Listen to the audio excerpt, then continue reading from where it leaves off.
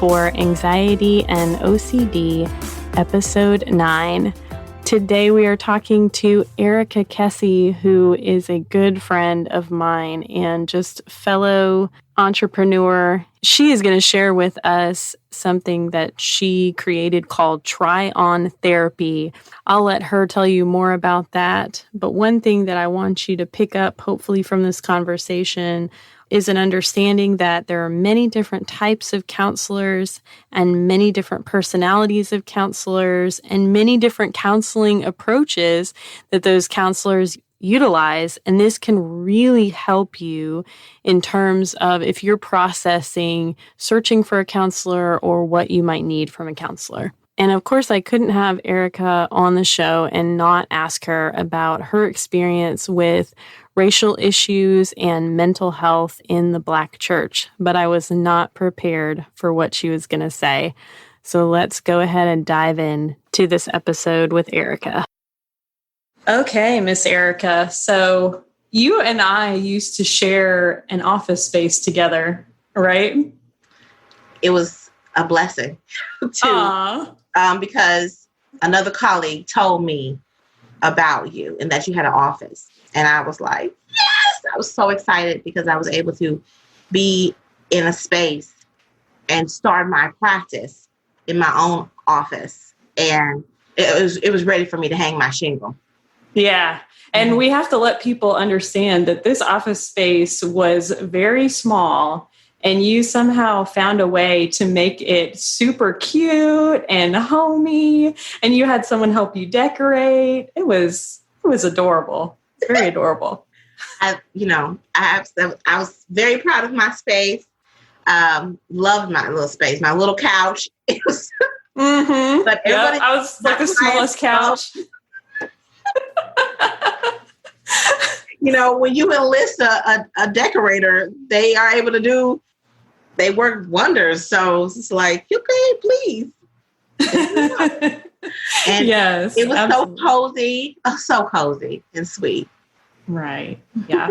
So one of my favorite Erica stories that I have to tell is that we have a lot of things in common. We have really a passion for people getting really good help and treatment and reducing stigma. And we have no problem talking about difficult issues, but we're our temperaments are a little bit different in terms that I'm kind of quiet and somber and calm. And Erica is like, exciting and exuberant and full of energy and life. And so that was very interesting. So there would be times where I just kind of like go down to your end of the hall and just kind of gently turn up the sound machine. Do you remember that? Yes. That's been part, like when I was working in community mental health and in other places when there's other people around. Mm-hmm. It's always been noted that I am having a great time in my sessions. And I am. I'm laughing. I'm, enjoying the time that I spend with the people who are in the room with me. So yes, and it is okay to laugh. It carries outside of the room. And so it may, need the sound machine to be brought up a little higher. Mm-hmm. I think that's an interesting thing because we're going to get into this a little bit later about different therapists having different personalities and different fits. And so this is just kind of a little intro of one example of that. But tell us a little bit about yourself and kind of how you got to where you are today professionally. Okay, yes. Okay, I am Erica Kessee, CEO and founder of Your Goal Concierge. I also have a service within Your Goal Concierge called Try On Therapy. Your Goal Concierge mission is to provide services, support, enhancement, and encouragement to those who are in helping professions. So counselors, coaches, nurses, frontline people who have had to go out to, go out of the house, even though even in the middle of quarantine. Those are the people that I serve and people who are trying to create businesses. Try On Therapy is a service specifically because I have the master's in clinical mental health counseling and civic leadership, where I wanted to make sure that individuals, both the public, had the right fit for their therapist, and that therapists had opportunities for networking, opportunities to show their craft, and opportunities to offer services to others and kind of show what they're good at, and to make sure that individuals are with them that work well with them. Like, every counselor coach knows, oh, this person is like the perfect client for me, because they have a lot of the same story that you have. So you understand how to work with them and get them to the next level. So trial therapy is that. It is an immersive learning experience for individuals. So individuals who have the temporary license, which that's what I have, or a master's in clinical mental health counseling, can provide this immersive learning experience to people so they can at least get a taste of therapy, because there's a lot of stigma associated with getting mental health services. Right. And I remember you came by my office one day and you were so excited and you were like, Carrie. I did that a lot. And Erica was so excited because she said, Carrie, you know how you try on clothes? And I was like, at the store. And I was like, yeah. And she was like, what if you could try on therapy? And I was like, what in the world are you talking about? Like, this is a little out there, Erica. I don't know about all this. Tell us about how that originated, because you did actually create this for the Mental Health Marketing Conference originally, right? Yes, that's exactly. Okay, so the Mental Health Marketing Conference, I started going to the conference while I was at Lipscomb. So I got my master's in clinical, well, both masters from Lipscomb University. And so there was an opportunity as a student to go to the Mental Health Marketing Conference. I got there and I looked around and I saw all these marketers, and I thought, where are the clinicians? Okay. They don't have a seat at this table when they're supposed to be marketing for mental health services. So only the clinicians kind of know the things that need to be, how to market to the people they're trying to bring in the doors. And so I spoke to the founder, which was Austin Harris, about, incorporating more clinicians. And so I did speak the next year. And it was that third year that we spoke about having clinicians at the table. Then the third year was, hey, we're going to actually pilot trial therapy and let these marketers experience therapy, because they had never experienced therapy, have no idea how they are going to be marketing something they've never experienced. Everybody else gets, something free. If somebody's going to market something, they get a product free so they can say, I buy into this product. Well, like a sample. That's what trial therapy is. It's a sample of therapy. And the sample is actually, it's not watered down or anything, but we call it an immersive learning experience because we don't want to say it's therapy. Right. Therapy is, it's just a crucial relationship. So you don't want to say that you're entering into that relationship until you're truly entering into a relationship with a person that's going to be taking you to the level you need to go to according to your treatment plan. So we offered it. And in that time, I asked Carrie, even though I went over there to her office, it's like, I just want to do this trial therapy. I was actually trying to get her to come be a part of the conference and be a trial therapist, because that's how I am. I'm a connector. I'm always thinking about opportunities to reel people in. And Carrie was one of the trial therapists that year. And we saw about, I can't remember the numbers. I do have an annual report. If anybody is interested in it, you can reach out to me for it. I have the numbers in there. But with every person that we did have people come, and every person that I met, which I was there also exhibiting, I did have a conversion of a person that stayed with me and is still with me from that conference, that very first time. Wow. Then every single year we've done trial therapy there, and they asked us to come back every year.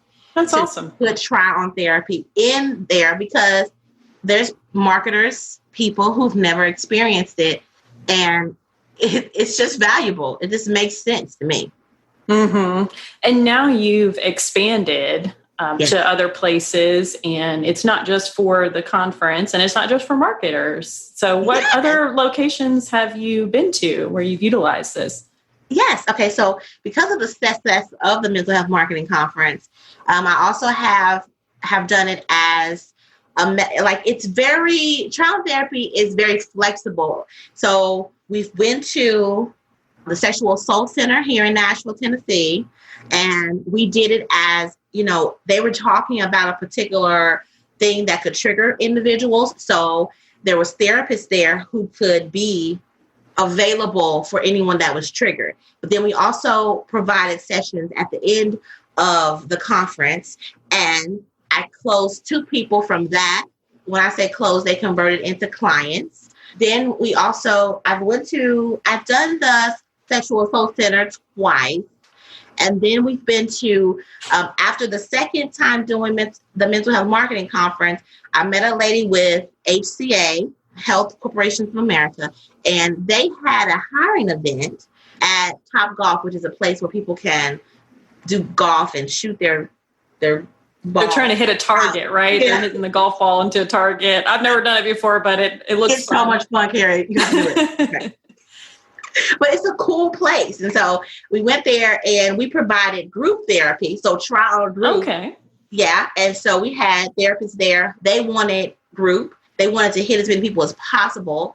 And so we did 3 30-minute group sessions on self-care with the topic of self-care. Okay. It was amazing. I had a wonderful time. They're going to invite us back next year. So I think that as soon as someone tries it, even it's so funny when you try on therapy, usually you convert to a client. When a corporation tries this try on therapy, then they usually want me to come back every year to continue to do it for the individuals that they're serving.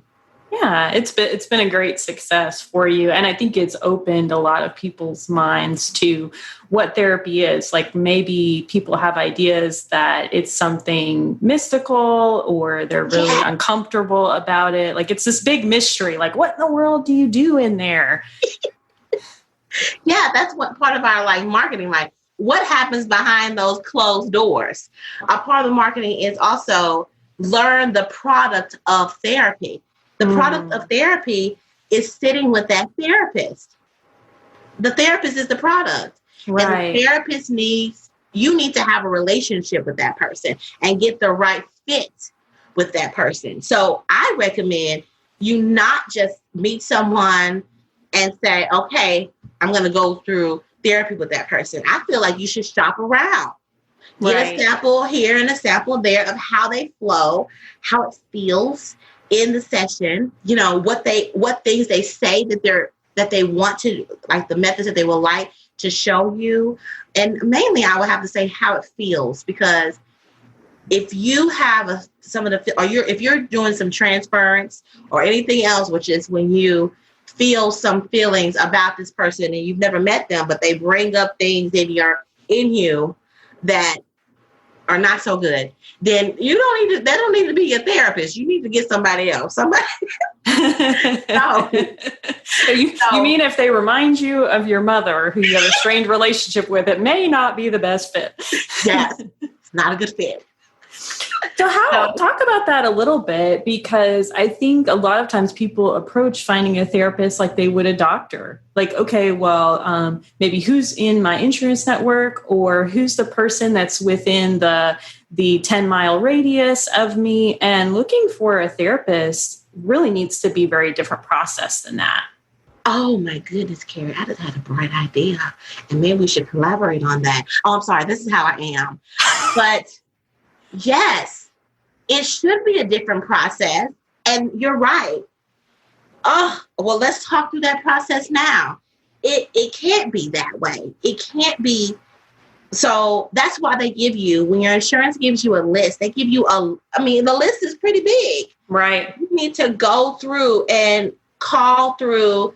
And first of all, if they don't call you back, or they call you back like 3 months later, then you know it's not a good fit. Like, they're not responsive. There's some issue that's there that you don't need to keep pursuing. But also the whole insurance rate, also the radius is maybe a problem as well. It's like you have to decide that this is life or death, because it is. A lot of times people don't see our mental health, our brains, and our emotional health as a life and death situation, but it is. Because most of the time when people come to us, it's a conflict that's happened. That's just... They're in a crisis of some kind. Yeah. Mm-hmm. Or they've been holding on to this crisis for years, and they finally, it just boils over, and they're finally reaching out. And so you can't decide that it's going to have to be with this person within a radius, or a person that's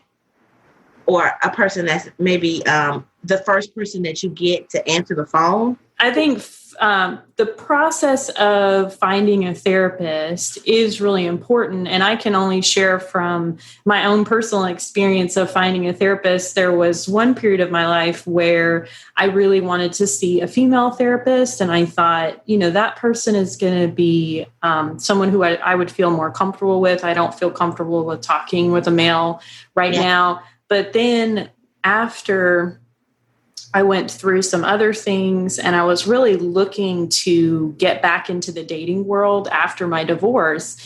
And I just said, I want to talk to a male about this, because I feel like I need that perspective. I need that opposite sex perspective of some things that I'm dealing with, or some questions that I have.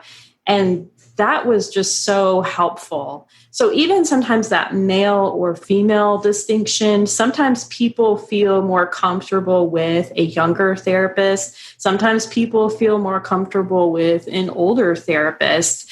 And I think don't feel bad, because maybe it sounds kind of superficial, like, oh, I'm ruling that person out because they're too old or they're too young. But it's who you're going to be able to connect with personally. And other people are going to be able to connect with that other therapist personally. So it's okay. It is. And I'm so happy you're affirming and confirming that it is okay to have your preferences. Just like right now, because of all of the, I'll have to say, Black awareness and racial awareness that's happening, a lot. I've gotten more people contact me who are, Black or people of color, because they need counseling, but also because they are reaching out to someone that looks like them. Right. And so it's important to decide to pick who you want, and then even somebody that looks like you may not be a good fit either. You need the right temperament. Like, I know I need an action-oriented counselor. Like, I don't want one that just sits there with me, because I will take over the session. Like I'm taking over right now. You're fine. Carrie knows what she's up to, what she's getting into. So, like, I need someone that's going to say, this is your homework. This is what you need to do. Give me some parameters. I need some CBT. I need some DBT. Well, let me explain those things. Cognitive behavioral therapy, dialectical behavioral therapy. So I need these things for myself. I know that. And the structure of those types of interventions are helpful for you. Yeah. So that's something to think about too when you're trying on therapy, is the structure. Like, what is the structure that works best for you? Ask, especially in a trial therapy session, you can always ask a therapist about maybe internal family systems, or psychoanalytic therapy, or EMDR. Right. Or like, I'm specialized in playing expressive arts therapy, so talk through what that looks like. So it's good to kind of build maybe a listing of things that maybe sounds like something you want to try. And you can talk through that. For example, when you're talking about male and female thing, the one of the people who came and did the mental health marketing conference she was an exhibitor there. So she wasn't a marketer, but she worked in one of the nonprofits. And so she wanted to test out or try out a male. So she was able to test out one of the males there, because I try to have it at the conference like black, diversity, white, diversity. There we go. And males, because they're scarce. They really are. Sure. Anyway, so I had actually a black male. She was able to meet with him, and she was the one that converted to see me, because she got a taste of him. It didn't fit, and then she decided to come and be with me, and we did great work. So, but she did get that out of her system. Like, she understands, no, a male isn't a good fit for me. And so then she decided to try something else, which was great. Right. I think it's important too that once you talk with a therapist, whether that's over the phone or once you meet with them in person, they may be diving into certain topics because of their training and their worldview and how they were trained as a therapist in specific different types of therapy, just like Erica was talking about earlier, that person may be kind of guiding you down a path that you might not want to go to. So they may be an insight-based therapist, and you may say, I need an action step, or vice versa. Maybe you're not ready for an action step and you're just going to therapy because you're trying to learn about yourself. Maybe I'm very upfront that I'm very interested in people's past and trauma and difficult experiences that they've had, because that's the lens that I work from. But not everybody is like that. Some people say, I don't want to hear about your childhood. I just want to know what's going on right now. And so it's important to know those distinctions in terms of finding a fit. And if you find someone that's going in one direction, it's okay for you to say, I think I'd really like to go a different direction, or I thought we were going to talk about this instead, or this is important to me right now. You have that power as the client. Yes, Carrie. So we're I'm very expressive. So yes, it is definitely about the relationship that you have with the person that you're working with. You have to take ownership of your session. And I'll have to say this in the medical field too. A lot of people are not taking ownership of their doctor's appointments as well. But with counselors, you'd say, hey, I want to work on this, because they're supposed to be building your treatment plan according to what you need and what you think your goal is. That's one reason why my organization is called Your Goal Concierge. I'm your goal concierge. I'm going to help you with your goal. And so it's just important to have that relationship and speak up for yourself. There's no power differential between you and your therapist.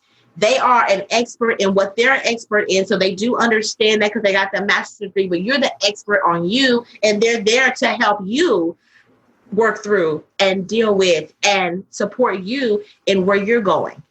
Right. Well, I love this conversation, but I also want to move on because I know there's some other things I want to ask you about. Yes. What is your spiritual background, and how would you describe your spiritual identity today? Okay. Yes. So I have to talk about the past a little bit in order to get to today, and I won't be long-winded. Okay. I grew up in Missionary Baptist Church, then went to full gospel. Then being there, that's where I learned about relationship with God. And I didn't learn much about it before, but once I just learned about the relationship with God, it's like my eyes were open to the possibilities of this beautiful connection, this Father that's just for me and for other people too, but the relationship that I have is just for me and God, and I can ask for whatever I want. And it just blows my mind. And I also believe that, God lives inside of me, And I'm so grateful because I'm also I'm Christian too. So I believe in Jesus. And so, because I need a savior. That's what. But you can tell that it's like, I have people go through things and they may have got a family that taught them to do things a certain way and they just go along with it. No, I decided to do my way according to me, thinking it through and deciding that this works best for me to be Christian and believe in Jesus. Okay. Right. And then I also am very spiritual because I really take a hold to that part of God living inside of me. So if God lives inside of me, then I got a source to everything. I'm curious what your experience has been in Black Christian community surrounding mental health treatment.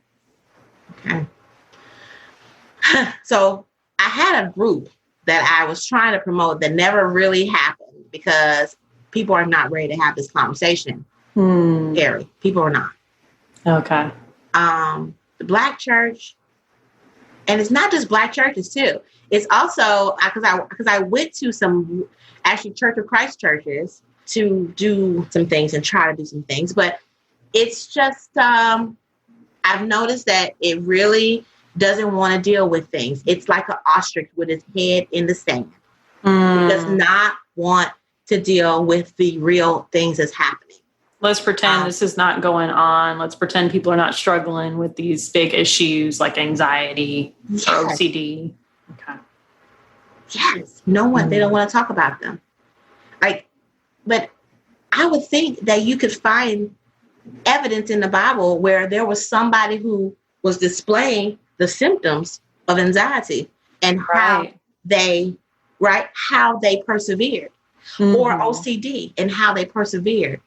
And one of my things that I always talk about is single motherhood. Like they don't want to deal with that either. That's very prevalent. Yes. I did my master's thesis is on that. And they didn't want to deal with it. I never got support within the church to help do a group for single mothers. Anyway, Black church and Church of Christ, white churches. So, and I mean, the reason why I'm saying this is because those are the ones that I know of. I don't know any other churches, and that's my experience with them, and it's my personal experience. I just know that that's one reason why I have another endeavor called Trial and Spirituality, which if you go to Your Goal Concierge, which is my website, yourgoalconcierge.com, there's a link that says Trial and Spirituality. And in there, it talks about small groups that people have at their homes. Actually, churches used to do this, but they have small groups at their homes about specific issues, topics, and find scriptures that go along with that. For example, anxiety. Let's find someone in the Bible to study who has anxiety and how they persevere through it. And that group talks about it. So that's definitely something that I am very passionate about. Let's talk about the real things. Right. And we'll put all of the information, the websites in the show notes too, so people can click on the links. Why do you think this is? Why do you think that people have their heads buried in the sand? Because we look at the lifetime prevalence of things like anxiety and depression, and it's high. And this is not just affecting unbelievers. This is affecting believers as well. So what do you think is going on with church leadership that having the ostrich mentality? I think it's too hard. It's too hard of a topic, and they don't want their own stuff to come out. Like there needs to be some kind of transparency that happens in their own lives. Self-examination. Yeah, because they probably have had it. Everybody has some anxiety, okay? Everybody has a little bit of it. Sure, yeah. So that means you have to address your own stuff, right? Just like with counseling, that's what's so great about. That's one of the reasons why I decided to do my master's in clinical mental health counseling, because I needed to evaluate myself before I could even sit in the room with somebody else. And I'm not sure they're willing to evaluate themselves. So then they don't address their flock. Right. Talk Talk with me a little bit about your experience regarding racism, Black issues related to counseling, because I know you and I have had some conversations surrounding this. There maybe are some white therapists that don't want to look at their own experiences or their own potential biases, that may have a hard time seeing someone of another race or cultural group, and vice versa too. Well, yeah. So being a Black woman, it's, it really is a conversation going on right now. And I was just telling a friend of mine who is a white woman about it. It's an everyday thing. They were talking about the protest that was happening. Mm-hmm. And I said, there's no reason for me to get out in the streets and protest. It's a protest that I get up every day and not succumb to the weight of the world that I feel as a Black woman, and knowing that the people around me who are close to me could easily be killed, or I could be killed at any point just because of my skin, which I consider, and a lot of Black people don't even think this way, but Zora Neale Hurston kind of summed it up. She's one of my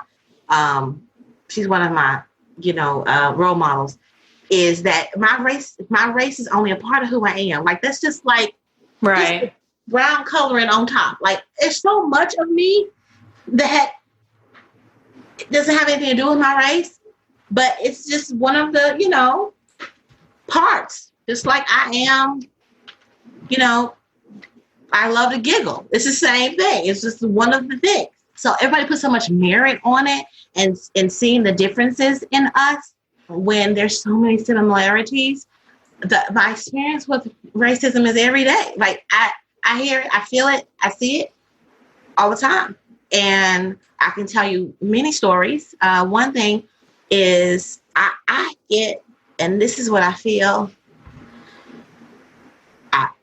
that because of who I am, and I love creating, having ideas and launching things, but I've had many circumstances where people did not want to see the merit in what I was saying and what I was doing until somebody white was interested in it. I was capitalized on in some kind of way by someone who's white on a regular basis. That's a normal thing. There's always circumstances where someone wants to capitalize on what I have, which, I mean, as a Black person, I'm never going to have as much as, even though I'm working on trying to create my own, dynasty. But like, there is just historical wealth that people who are white have that I will never be able to match, like, because I'm working towards that. I started from the bottom.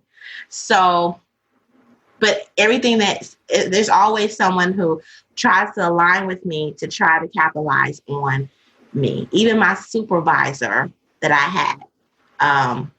So, like, for example, people wanting you to do work for free or expecting that from you and so forth. Yes. Work for free. and that's not even, that's normal. But also, I'm the kind of person where I get in and I jump full speed ahead into organizations and to opportunities. And so I just give away so much information, and I'm not paid the way that I see my counterpart being paid, or the information is taken and I'm not appreciated for what I gave at all. Yeah. So that occurs. And that's the part that hurts me sometimes. But I have to just, I've spent some time with God on that. And what God has for me is for me. And whatever I gave away was what needed to be given away. And do you think that people could benefit sometimes from going to a therapist of a different race? Of course. I know I've been to several people who are not my race. And I got something out of each one of them. Like, beautiful stories. Whenever I was in a room with someone, I had a white male one time through my EAP program when I worked at Vanderbilt. And I only met with him one time because he was point blank, told me exactly what I needed to say. He affirmed me and I was on my way. I didn't need to go back. I was good. That's all you needed. I just needed someone to affirm me and affirm things that I didn't know. Because he talked about the exhaustion that you have in between two programs, getting my bachelor's and getting my master's, and how that lull in between there, I was not trying to give myself rest. I was ready to go to the next thing. And he was telling me, no, this is the time to rest. It's all right. Your life is not going to crumble, Mm-hmm. those kind of things. So it was great seeing a white male, but also, I had a Black older woman who I needed because she was helpful. And there was transference that I felt with her that I wanted and I needed, because I needed a mother-like figure at that moment in my life. I needed it and I got it from her. It was a beautiful relationship. It was not but it was very psychoanalytic. So that was the part that I was missing. She didn't give me much of that, but I found that somewhere else. So I think that every relationship that we have in our lives, not just counselors, sure, is something that you need in your life. You call it into your life to happen for you. So just look around and you'll find the right people for you. And I think we have so much to learn from each other. People that are similar to us and people that are different than us, people that look different than us, people that think different than us, and people that have different backgrounds. And if we just keep our mind open to what we have to receive from that person, like you were saying, I think it's a great thing. Unfortunately, a lot of times we get so closed-fisted to our position or stance on something that we are not willing to look at what's the other side and why does this person feel so strongly about this? Like, why does this person who's out in the street protesting, why do they feel so strongly about that? Why is this person at home who feels very passionate about these issues, but they're not protesting, and so forth? Kind of like you talked to a little bit. Yeah. About. Is there anything, I guess, that you would want to say just as encouragement to Christian Black women? I know that you're a double minority in a sense because, there's somewhat male privilege in our society, whether we want to admit that or not. Men are often paid more for the same positions than women. You're also a racial minority. And a lot of times what I've seen in my practice is that African-American women just kind of put up with a lot of things that they don't necessarily need to put up with. And sometimes they need somebody to speak into that space and say, hey, you can set a boundary there, or you don't have to do that, or you're doing too much, let go, get some help. I don't know. Maybe I'm stealing your thunder, but no, I remember. I love that you had a chalkboard in the lobby of your practice, of the suite that I worked out of. Right. Yeah. I didn't work out her practice. I worked out of the suite. But she took care of the lobby and everything else. And there was a chalkboard coffee table. And I would write on that thing all the time. And one thing I put on there was, I have done enough. Mm-hmm. And that's something that I was speaking to myself, but Black women and all the people that seem to be my clients, individuals that are type A, people who are running to get things accomplished that they feel that they need to get accomplished in life, but they don't give themselves rest and self-love. And so they have to decide something. They have to decide that they've done enough. I've done enough. The thing is, people are going around saying, I am enough, right? But the thing is, for these people, and those are my clients, the ones that need that message, I have done enough. I want to give them rest. Right. Let's be strategic about the next step you take.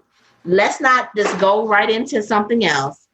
Let's decide that this is the next thing for me. And so I find that with Black women, it's a crushing feeling of all the things that I have to do.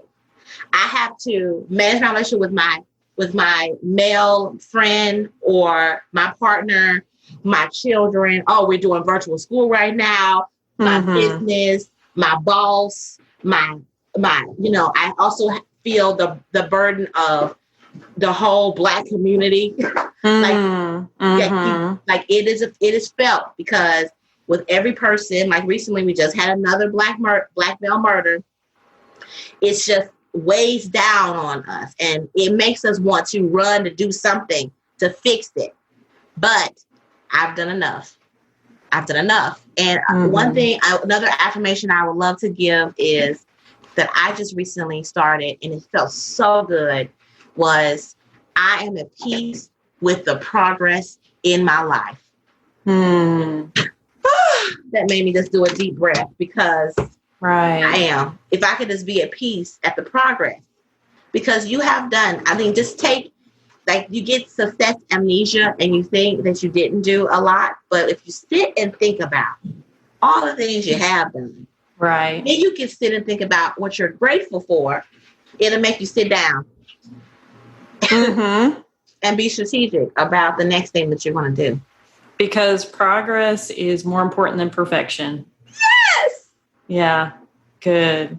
I love that. All right. So at the end of every podcast, because this is called Hope for Anxiety and OCD, I like to ask all the guests to share a story of hope, which is a time that you received hope from God or another person in your life. Okay. I received hope when I had a very traumatic scenario happen. I had a fear of losing a child before like losing a child or my child dying before I died. That was my fear. And then it happened. Yeah. And it broke me down, and it helped me to see all the people around me who were capitalizing on me taking on the responsibility of so much. So I went through a depression, and I reached out to a therapist, and my hope came from my daughter looking at me, and she was the one that walked me to the car in the middle of my ectopic pregnancy and put me in the car, put the seatbelt around me, and said, my daughter was 8. No, 7. And she put me in the car, put the seatbelt around me, and said, Mama is going to be okay. And I knew that came from an inner part of her. Like, that wasn't a 7-year-old talking. Sure. Right? That was God telling me that this is for a reason. All of this is for a reason. You're going to be okay. And in the middle of it, I received that hope. And there was a peace that I had, even though I was in pain. There was a peace that I had, because ultimately the version of who I am now is so much greater than I could ever been. I would have never been a point where I can say I'm at peace with my progress, or even give myself the self-care and the self-love, if I had not shed all those people around me who were sucking from me and taking all of my energy and taking all of my love and not putting in anything. So that's my story of hope. Thank you for sharing that. It is really those hard times that we go through that are transformative for us the most. And we can look back and go, oh, wow, that was a really hard situation. But if I hadn't gone through that, I wouldn't have reaped this benefit over here. And I can be thankful for that. And you never know who you're going to meet who may be walking through similar circumstances that you can encourage as well. Yeah. So, and side note, Erica's daughter is really cool too. So. She's fun. She's a fun human being. Yeah. Yeah. Okay. Well, thank you so much for being on the show and for talking about try-on therapy and how we can find a good therapeutic fit. And thank you for talking to me about hard sayings about racial issues and letting me ask you those questions as well. I think that's awesome. Thank you so much. It was such an honor. Thank you so much for reaching out to me to be on here. I would love to come back if you want me to talk about something else or whatever. All right.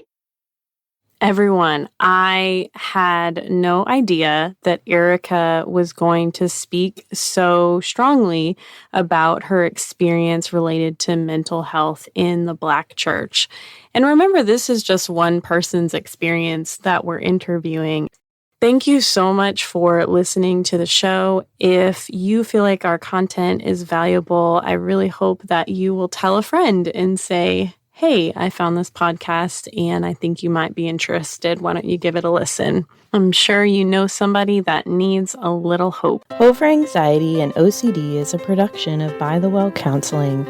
Our show is hosted by me, Carrie Bach, licensed professional counselor in Tennessee. Opinions given by our guests are their own and do not necessarily reflect the views of myself or By the Well Counseling. Our original music is by Brandon Mangrum. Until next time, may you be comforted by God's great love for you.